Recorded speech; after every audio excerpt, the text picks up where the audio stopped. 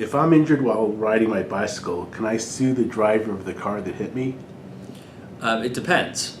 If the driver of the automobile that hit you is at fault or broke some motor vehicle law, and that was the cause of him striking you while you were cycling, then that driver is responsible for your injuries, and you can bring a lawsuit against him. Sometimes two people can be at fault. Both the driver and the bicyclist can bear some responsibility for a crash or a collision.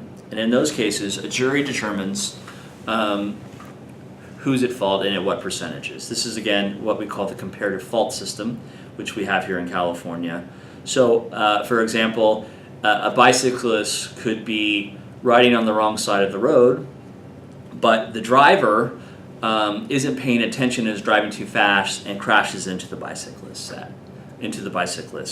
In that case, a jury might determine that the plaintiff was 2% at fault or 5% at fault for riding on the wrong side of the road, but the jury finds that the defendant is mostly responsible for not paying attention or driving too fast, and then would find them 98 or 95% responsible. And in that case, the plaintiff gets to recover their damages minus or subtracted or reduced by their own percentage of fault.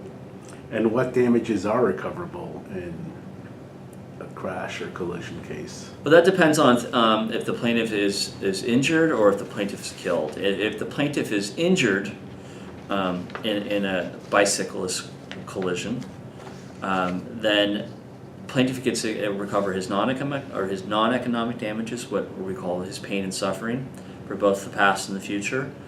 The plaintiff also gets to recover his his economic damages, which are things like past medical bills, future medical bills, past wage losses, future wage losses, and in some circumstances, if the injury is severe, the plaintiff might be able to make a lost earning capacity claim, which is essentially that person can no longer do the job that he did prior to the injury. For example, if a doctor is on a bike and is injured, and that doctor makes $300,000 a year, and as a result of the crash, he can no longer be a doctor and has to find another job that makes far less than $300,000 a year, then that plaintiff is entitled to recover the difference between what he could do before versus what he can do now.